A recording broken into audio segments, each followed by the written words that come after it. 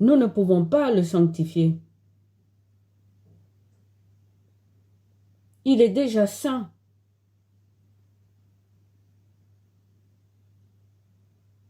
Dans la première version, c'est écrit « Tu es saint, fais-toi connaître ».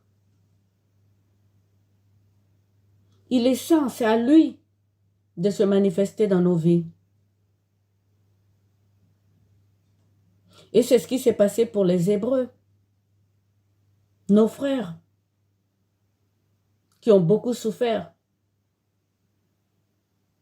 À chaque fois qu'ils tombaient dans les épreuves, et nous allons y venir, Dieu glorifiait son nom. Il glorifiait son nom. Ce n'est pas pareil qu'il sanctifiait son nom. Il est saint. Jésus-Christ dit, tu es saint. Fais-toi connaître.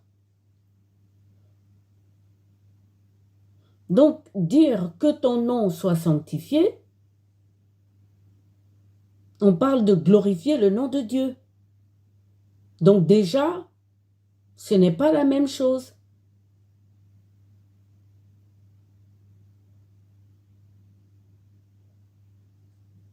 Laquelle vous plaît? Laquelle entre dans votre prière? Est-ce que c'est Dieu, tu es saint? Fais-toi connaître? Ou glorifie ton nom? Ça ne veut pas dire la même chose. Je continue. Que selon ta volonté tout s'accomplisse, sur la terre comme au ciel. Que selon ta volonté tout s'accomplisse.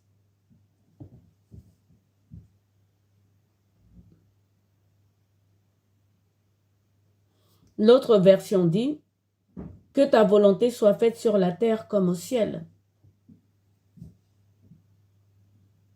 Ce n'est pas la même chose, frères et sœurs.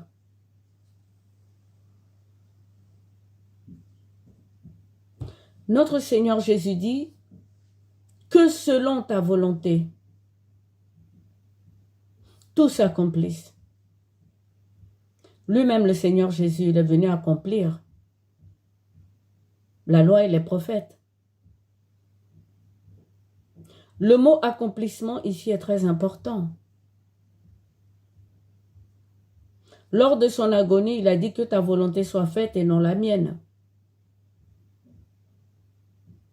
Lorsque nous disons que ta volonté soit faite sur la terre comme elle est faite au ciel, c'est une horreur.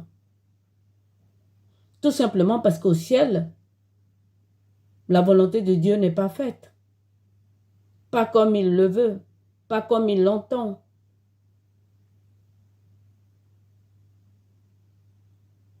Dans la Bible, il est écrit qu'il se méfie de ses messagers. Et oui, l'Éternel, Dieu se méfie de ses messagers. Il y a Satan qui a chuté.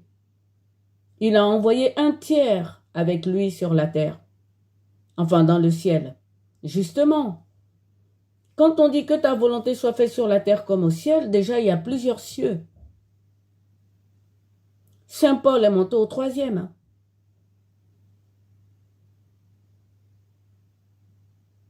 Donc, que ta volonté soit faite sur la terre comme au ciel, la volonté de Dieu n'est pas faite.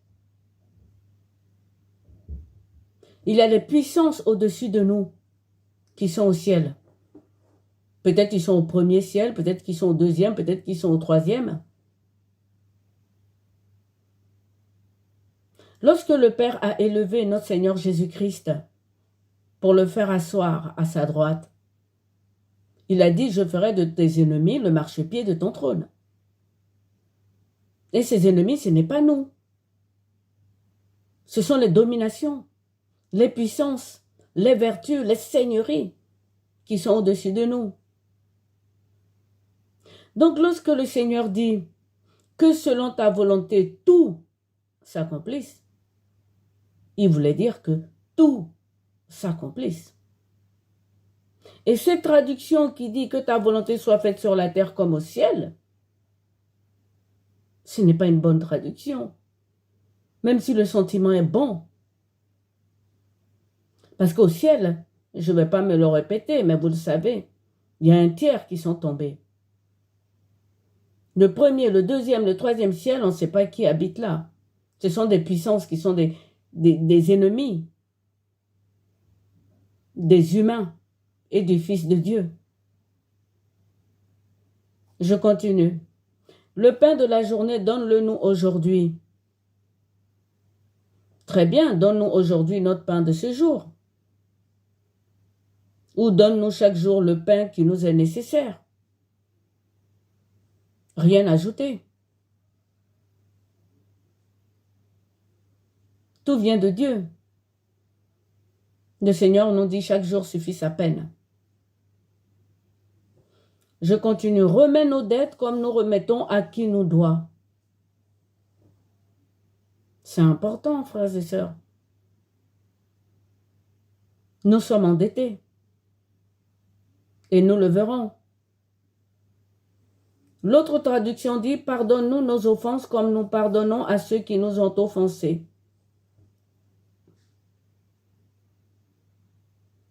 L'offense dans le sens de péché.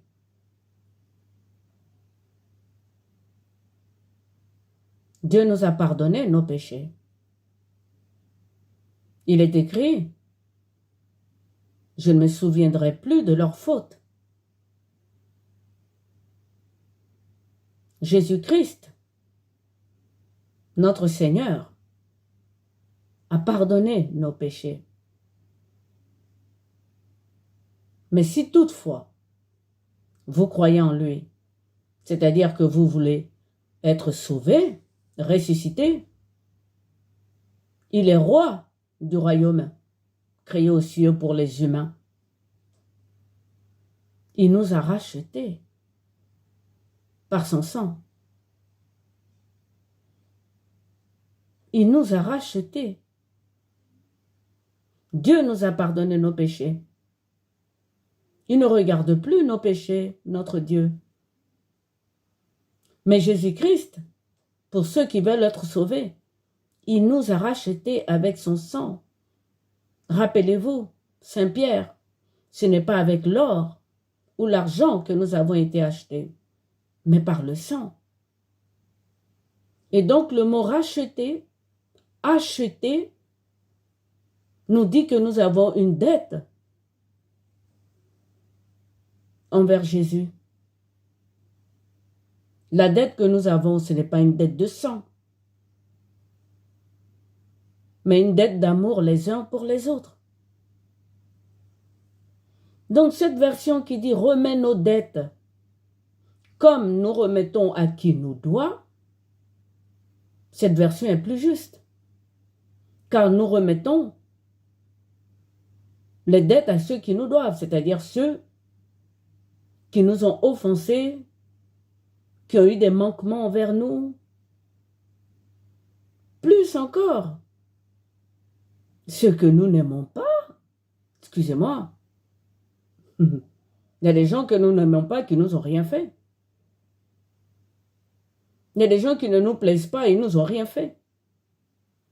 Il y a des gens, leur présence, on ne peut pas supporter, mais ils nous ont rien fait. Et nous devons nous aimer les uns les autres, nous supporter les uns les autres. C'est tout ce que Jésus-Christ nous demande en retour de la dette que nous avons envers lui parce qu'il nous a rachetés.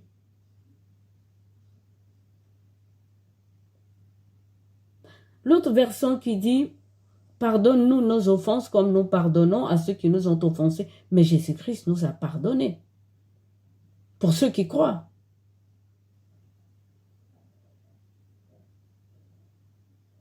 C'est pour ça que c'est plus... Moi, personnellement, je pense que remettre nos dettes, puisqu'il nous a déjà pardonné. Le Saint-Esprit lui-même le dit, c'est écrit, je ne regarderai plus leurs fautes. Alors donc nous sommes pardonnés. Mais parce que nous avons été rachetés par le sang, Jésus-Christ ne nous demande pas de verser notre sang, même si la détresse, la souffrance fait partie du salut. Ce sont nos ennemis, ce sont les persécuteurs qui nous font ça. C'est l'adversaire. Mais ce que nous demandons, nous, c'est de nous aimer les uns les autres, nous supporter les uns les autres. Vous voyez que déjà, pourquoi la traduction est très importante. Mais ne nous arrêtons pas là, continuons. Ne nous mets pas à l'épreuve et garde-nous du malin. Frères et sœurs, c'est très important.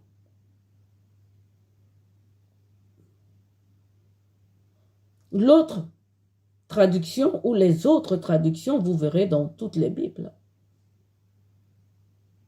Ne nous laisse pas entrer en tentation, mais délivre-nous du mal.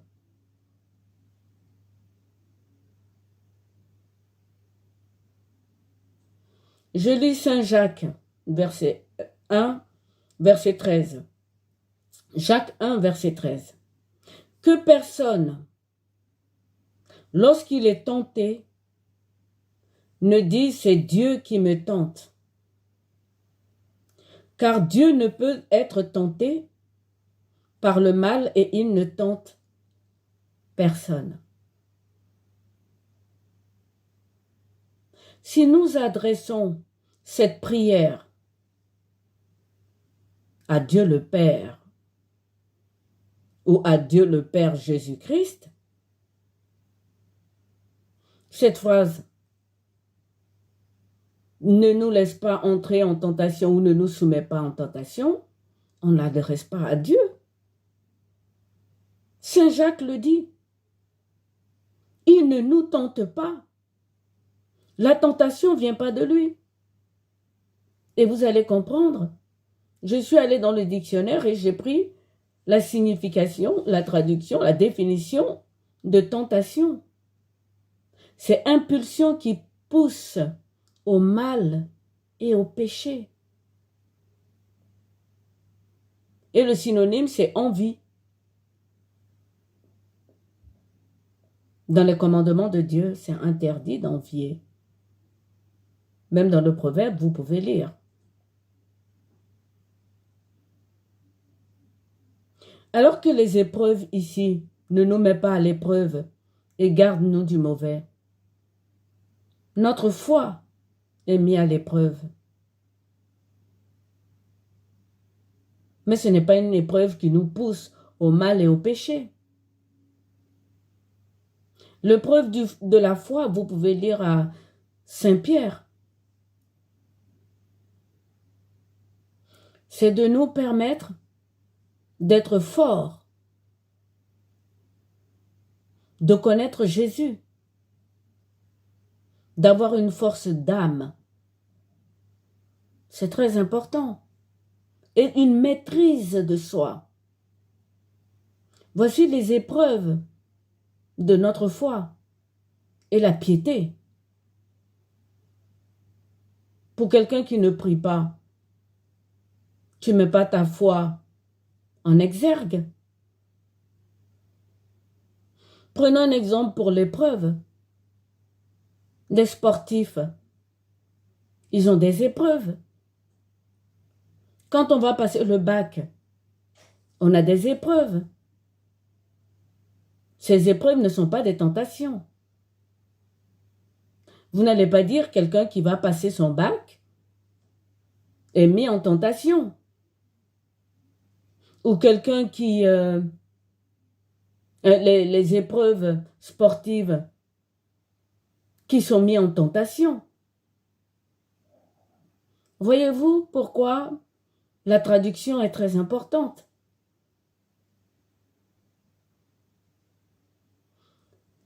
Ne nous mets pas à l'épreuve Nous sommes en épreuve de la foi. Mais nous ne sommes pas, Dieu ne nous soumet pas à la tentation. Il ne nous met pas à l'épreuve de la tentation non plus. La tentation doit être bannie lorsqu'on parle à Dieu ou lorsqu'on prie. Continuons. Et garde-nous du malin. C'est très important. C'est la même phrase. Ne nous mets pas à l'épreuve et garde-nous du malin. Ça a été transformé par garde-nous du mal. J'aimerais qu'on continue un peu. Le Seigneur Jésus nous dit dans Jean 14, verset 8, c'est Philippe qui lui dit, « Seigneur, montre-nous le Père et cela suffit. Cela nous suffit. » Jésus lui répond, « Tu ne me connais pas, Philippe? Depuis le temps que je suis avec vous,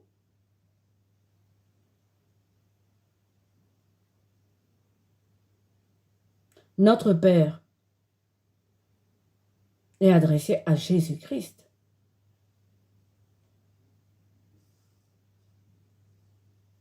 Notre Père, notre prière du Notre Père,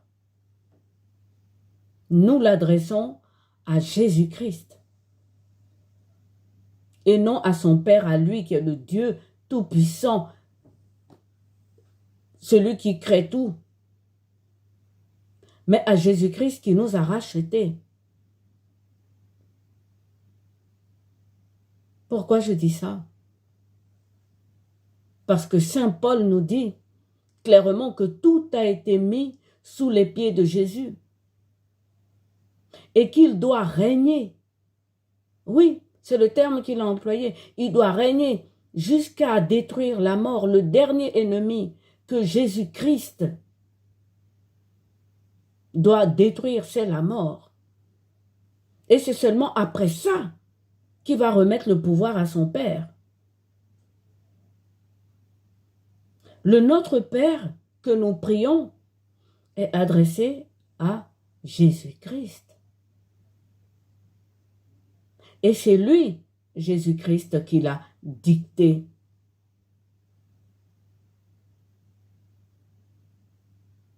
On va reprendre.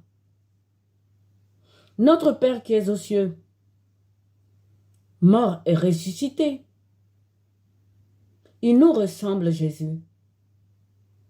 Il est notre Père. Tu es saint, fais-toi connaître. Il est saint, Jésus. Ce n'est pas parce qu'il a porté nos péchés à nous, qu'il a porté nos fautes à nous, qu'il est mort sur la croix pratiquement nu, qu'il n'est pas saint. Il est saint. Il est plus que saint. Quand il dit « Celui qui a honte de moi et de mes paroles, j'aurai honte de lui », il y a des traductions qui ont honte de Jésus, de sa simplicité.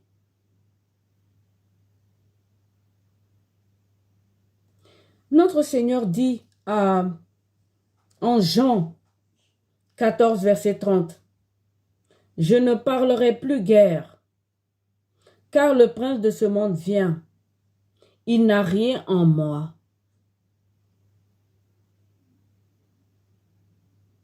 Jésus-Christ est saint.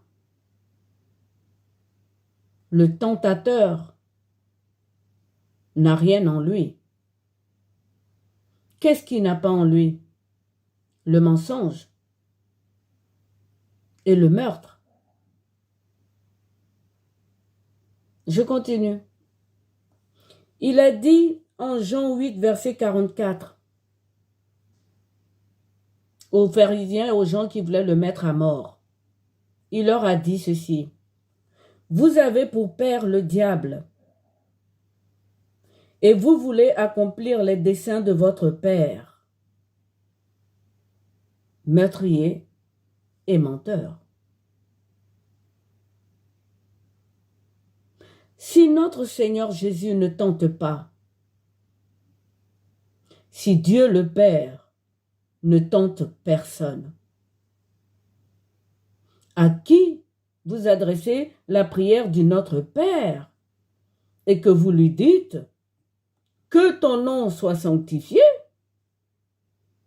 son nom est saint, il est saint, que ton règne vienne, mais il règne déjà, il a toute la domination, que ta volonté soit faite sur la terre comme au ciel. Ben non, la volonté de Dieu n'est pas faite au ciel, je vous l'ai dit plus tôt. Un tiers ont chuté.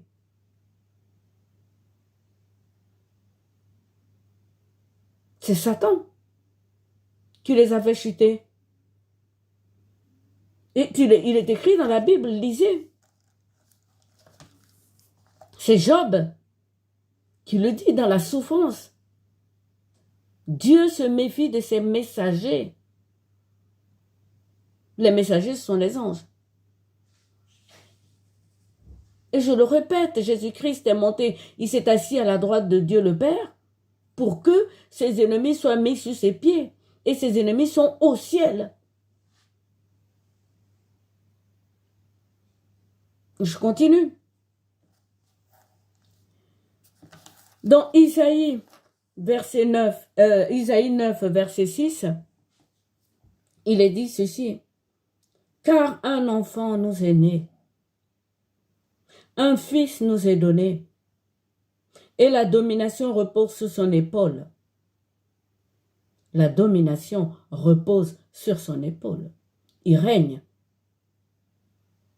La domination, il doit régner jusqu'à détruire la mort. C'est son dernier ennemi, la mort. Jésus est saint.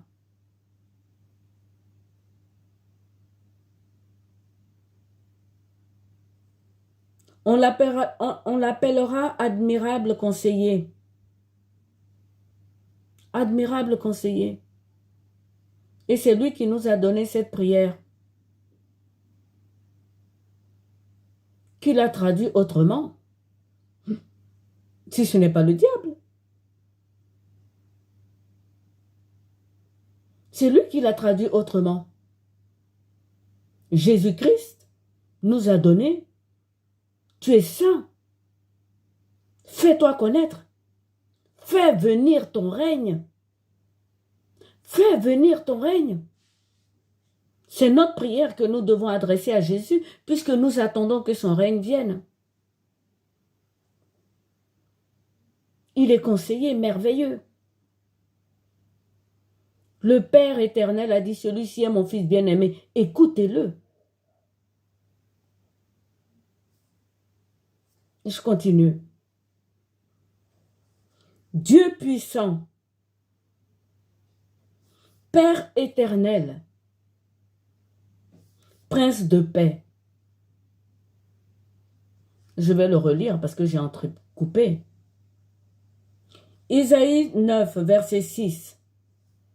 Car un enfant nous est né, un fils nous est donné, et la domination repose sur son épaule.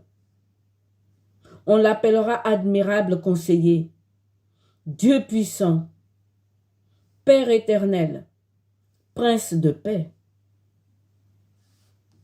Frères et sœurs, le Notre Père que nous prions, nous l'adressons à Jésus-Christ de Nazareth. Il en est digne. Vous pouvez lire dans l'Apocalypse. Tous les humains, palme en la main, lui disent, tu es digne de recevoir la puissance, la gloire, les actions de grâce, la louange. Eh oui. Et vous allez me dire, mais Jésus-Christ est assis à la droite du Père. Encore une question de traduction ou de compréhension, si vous voulez. Lisons Apocalypse 3, verset 21. Le Seigneur nous dit, celui qui vaincra, je le ferai asseoir avec moi sur mon trône, comme moi aussi j'ai vaincu. Et je me suis assis avec mon Père sur son trône. Un trône, deux personnes. Je me suis assis avec mon Père sur son trône. Pas sur un trône à côté. Et il dit, ceux qui vaincront, je les ferai asseoir avec moi sur mon trône.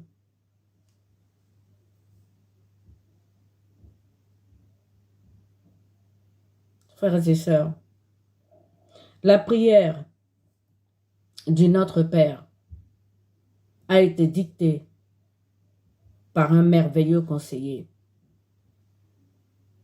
qui est aussi Dieu puissant. La domination est sur ses épaules. Père éternel, c'est le nom que lui a donné son Père.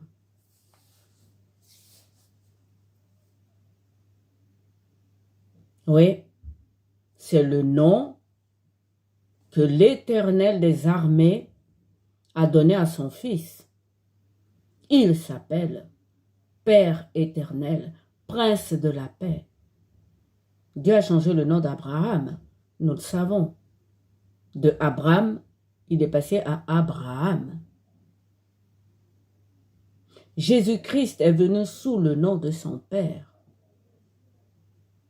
Je suis celui qui suis l'invariable.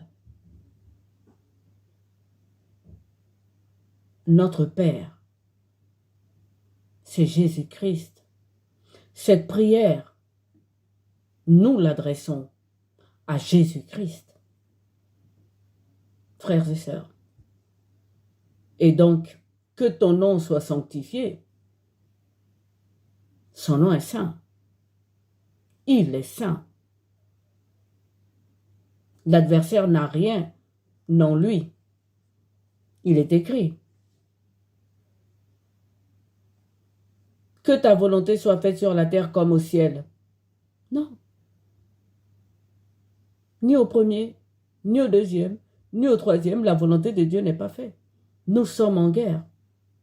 Et Jésus-Christ travaille beaucoup. Il est assis à la droite du Père pour que ses ennemis lui servent de marchepied. Le Père travaille, le Fils travaille.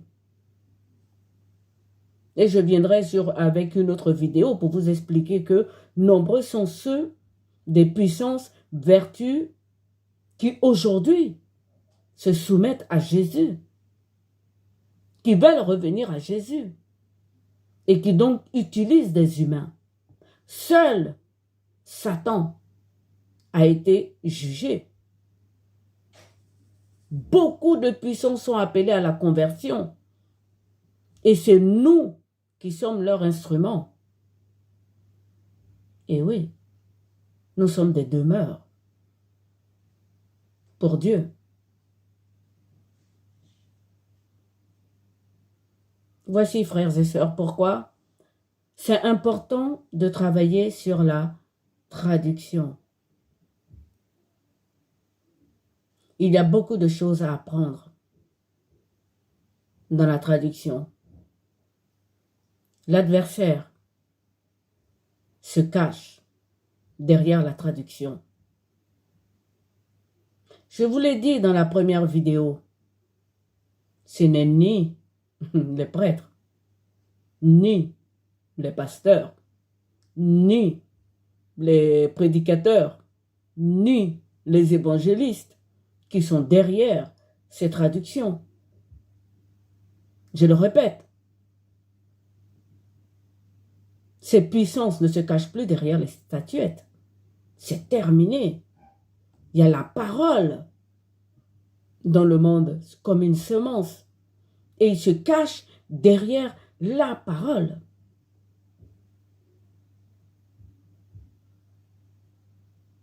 Qu'est-ce que les hommes ont à transformer le Notre Père? le merveilleux conseiller, lui-même, il a dicté simplement.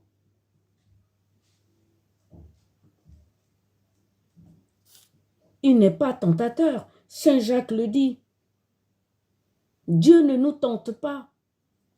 Il faut faire la différence entre la tentation et la mise à l'épreuve. Donc, ne nous laisse pas entrer en tentation.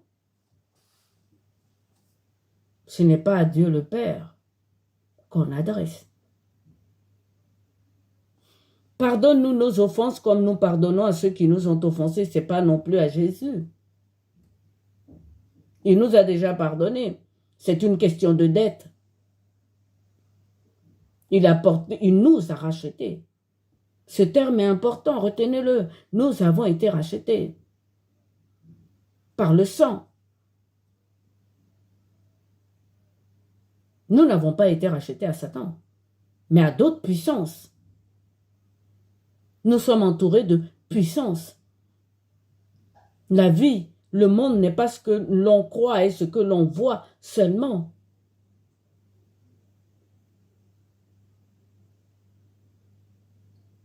Même si Satan règne sur le monde, comme il l'a dit à Jésus, tout m'a été donné. Soumets-toi à moi pour que je te donne tel royaume.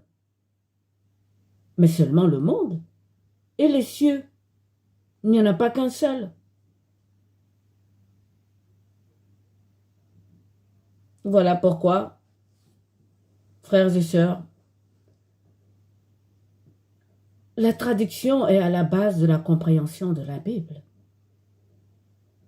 Quelqu'un qui s'assoit, qui dit « Notre Père qui es aux cieux, que ton nom soit sanctifié, que ton règne vienne, que ta volonté soit faite sur la terre comme au ciel. » Le Père va dire « Mais il parle à qui là?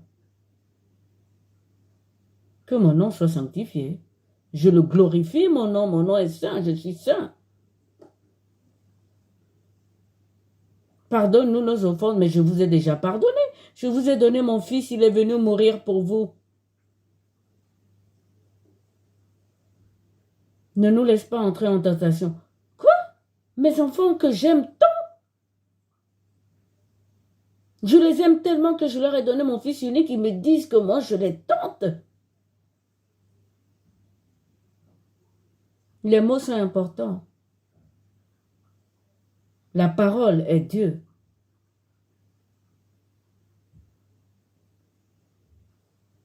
Voilà pourquoi je ne cesserai de dire que derrière les traductions, il y a l'adversaire. Et il n'y a que nous